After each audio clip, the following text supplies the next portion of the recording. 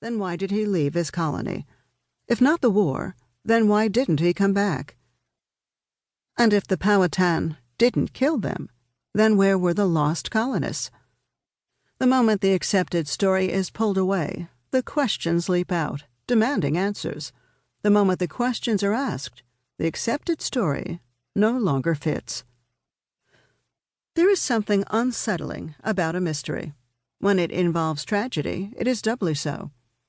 When that tragedy is the loss of 116 people and their inexplicable disappearance, the need to find answers is compelling. When history said there was nothing left to tell, we had only scratched the surface of the puzzle. It is still possible, at this late date, to wring out the facts, to squeeze out more information, to uncover that which it was never intended we should uncover, to learn the truth, to solve a mystery. Some will find it jarring. Raleigh himself did not write his own side of the story, though perhaps he gave us his reasons when he wrote, "I know that it will be said by many that I might have been more pleasing to the reader if I had written the story of mine own times. To this I answer that whosoever shall follow truth too near the heels, it may happily strike out his teeth." A note about methodology is in order. The quotes used in this book date from the 16th and 17th centuries. They are interspersed within the text in a way that was intended to be as seamless as possible, but are distinguished from it by being rendered with emphasis.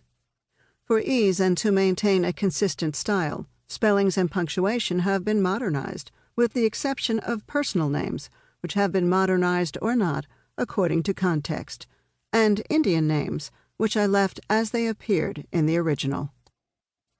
The story of the lost colony is America's oldest mystery. To tell it properly, I felt that it had to be told as a mystery, not simply as a chronological history.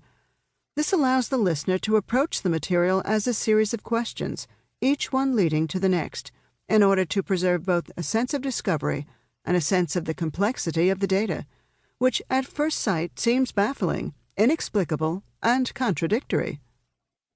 Contrary to the impression generally given, clues to the lost colonists' whereabouts abound, although they have never been given equal value in any previous treatment of the subject. As a consequence, the mystery has not been solved. The single most important question surrounding the lost colonists is, why were they left on Roanoke Island? From this question, all else follows. Who was responsible for this, and why? What were the initial reports filtering into London? If the colony was in trouble, why did its governor, John White, abandon it and return to England? Do we know something about his background, or about the colonists themselves, that could explain what was happening? What does John White's own account reveal of the problem? What were the conditions on Roanoke that would explain the colonists' disappearance?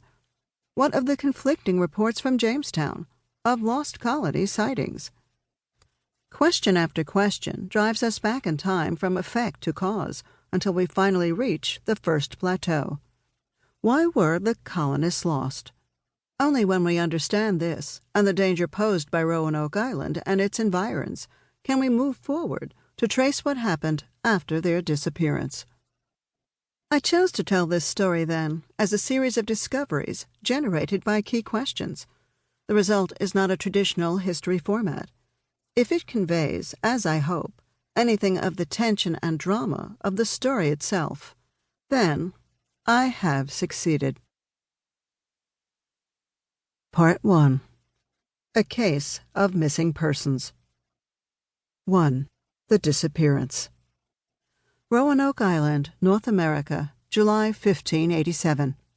A mystery is unfolding. 117 people have landed on a remote island off the North American coast. The men, women, and children sent out by Sir Walter Raleigh are the first English colonists in America.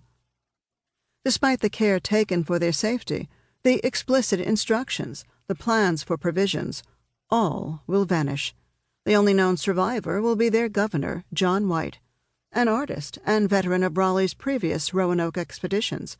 He had known from the moment they landed that they could not survive on Roanoke Island. The commander